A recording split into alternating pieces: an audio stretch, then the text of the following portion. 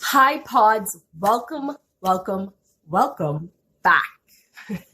Thank you for joining me again. I am so proud, so happy that you guys are watching my videos. You're going onto the website. You're following me on my social medias, as in Facebook, as in Instagram, even my new TikTok, people. I'm on TikTok. But I want to thank you guys so much because you are really supporting us and you've continued to support us through a very difficult time in this pandemic for every business. So I have to acknowledge that and I have to thank you. Today, I want to talk to you about the second blog, which I'll have down in the description below. So please remember, if you like what I'm doing, please subscribe, like, comment. Let me know what you want to talk about. I'll make a video and talk about it. So let's talk about how it all began.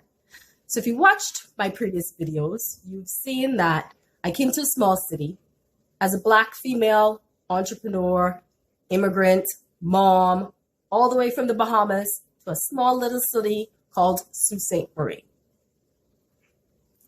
You've asked me why I've stayed. I've answered that also. But I want to tell you how it all began. If you're an entrepreneur, you know that you have to have a mission and a vision. What is your mission? What do you love to do? Sometimes you don't always know. And sometimes you fall into your mission. For me, when we started our first business, I knew I had a vision, I had a goal in mind, and I did the prep work. With our second business, we fell into our mission. Now, if you know that my hubby name is Steven, and he had always spoken to me about starting this transportation business. If you know Driver's Seat, we started off as a designated driving company, and many people today still know us as that type of company. We have expanded a lot of our services over the years, and we will continue to expand. And I will talk more in detail about that in a later video as well. So, what happened for us to fall into our mission? He had always spoken to me, as I said before, about starting this business. But as a young mom, just starting off our first new business, I had no desire to start a transportation company. I'm postpartum, I'm still breastfeeding, and I am tired. Why would I want to start a second business and one in designated driving? As I thought about it and as time went on, I remember walking my son every day in order to get some exercise, some fresh air, and he just slept better. And then an incident happened, a very tragic incident. A young lady named Krista Mashad, and please forgive me, her family, if I'm not pronouncing the name correctly. Give me a little leeway. I am an immigrant. So she unfortunately was killed by a drunk driver. And she was killed in the same area that I walk my son in every morning. That changed my life. It changed the way that I thought, and it made me know that the mission that I was called for was the correct one. Not only was this tragic incident what led us falling into our mission, but the fact that we found a business that was also ran and owned by brothers who lived and was from the Sioux helped us know that we were leading in the right direction. Sometimes you need a sign that tells you where you need and should go. And those were the signs that helped us on our way. As you know, or may not know if you haven't read my blog, which I will also be putting in the link in the description, is that I'm a Christian. I believe in God. Now, I know that that could be a difficult thing for a lot of people. It can be a difficult thing for business people. What is your faith? Can you follow your faith in business? Yes, you can. But you have to remember that your faith does not override the rights of other human beings. My faith that I subscribe to happens to tell me to love and respect others. I use my faith as my moral guide to help me to make great business decisions and to always stay honest and firm in that honesty. I do not use it to discriminate. I do not use my faith to hate. I use my faith to love, but I use my faith to help me and guide me through my business decisions. I will talk a little more about that in my next video as well. But for now, we will stick to the vision, how it all began. As I used my signs to help guide me and lead me on my way to starting the business, it was difficult. We got calls from City Hall, from competitors complaining or making up stories about our business because they were afraid that we were new and bringing something different to the city that the city has not seen before. Why did we stay? Why did we fight? Why did we put up with all of the visits to City Hall, all of the calls? And why did we feel that this mission was the correct mission for us?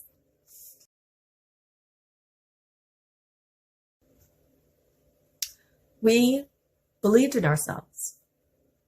As I stated in our previous videos, you have to have a belief in yourself. The belief that you are investing in yourself.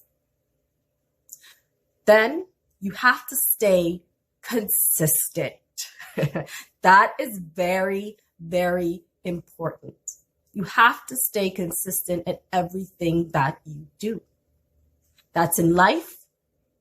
That's in private life. That's in your business. You have to stay consistent. Consistency for us meant that we had to wake up in the night, 12 o'clock a.m., people, 12 a.m. in the mornings, 1 a.m., 2 a.m. Stephen had to work the next day. I had to get up and take care of a newborn baby. We were tired. We were exhausted. Some days we were even cranky. But we both believed in the vision. We both believed in our mission in life. And that we followed with consistency. If you do not have consistency, you're going to fail every time. If someone calls you and you're not available to pick up, they're going to go to your competitors. In order to build trust in your business, you have to have consistency. Now, consistency does not mean that you're going to be successful in everything that you do, but it does build trust. It wasn't easy in the early days. I'll tell you a story that I said in my blog, and I'll give you a little bit more detail. Like I reminded you a little earlier, I'm an immigrant. And even though I've been in this city for more than a decade, I still consider myself a little bit of an immigrant. You can hear maybe from some of my accent. So it was our first Christmas Eve. We're starting off and we are so proud of ourselves. Stephen's parents have joined in. We've had friends that jumped in to help us. We've also been lucky enough to hire a few drivers. We were on a roll. We were so proud. And then New Year's Eve hit and it was insane. We did excellent. However, we did have a few kinks. One, we learned that during New Year's Eve, everyone uses their cell phone, which means that the cell phone connections are going to drop. Our business runs on cell phone connection. Getting our customers to call, using our GPS, all of that is ran through our cell phones at the time. Then with New Year's Eve, trying to pick up customers, we couldn't get through to many of them. Our wait times had to go longer than expected, and we were rushing to the next customer. Stephen and I and our son in the back seat, all strapped in, like I told you guys, we're doing our rides as well. I'm just happening to also try to manage dispatch at the same time. Not a good idea, people, but we've learned from our mistakes.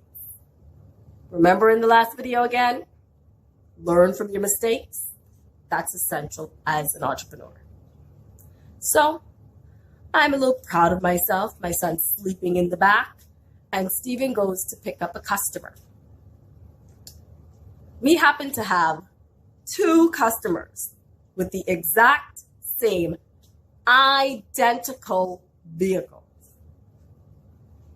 I'm new to the city-ish, and I'm relying on knowing where we're going in advance. Well, 2 vehicles pull out. We didn't have a system back then to make sure that we're following the correct one. We've also learned from that mistake. I ended up following the wrong vehicle.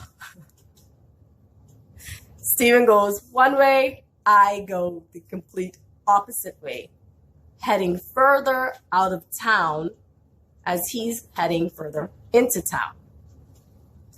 Well, then I ended up getting lost in a snow blizzard.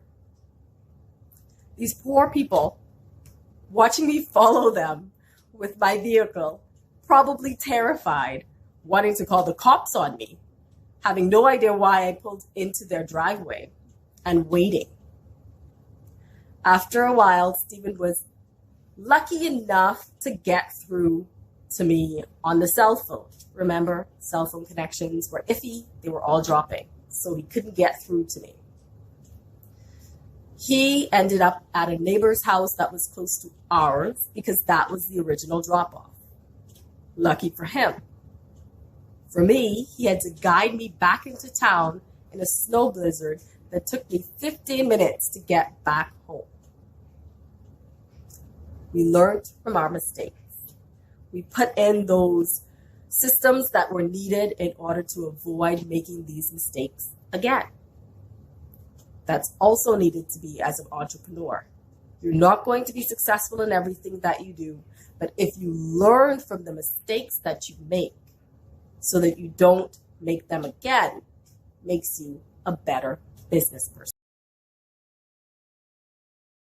I want you to remember as I close out this video that we learned from our mistakes, but we also learned that not every customer is for us.